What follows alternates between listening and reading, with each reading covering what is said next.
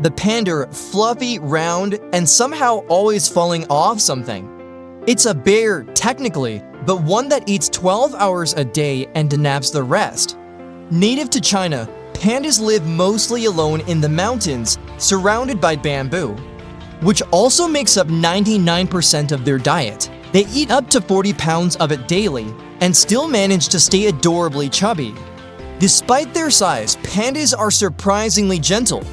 They rarely roar, almost never fight, and prefer rolling over confrontation, literally.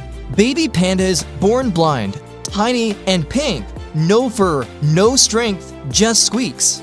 It takes months for them to look like tiny versions of their fluffy parents.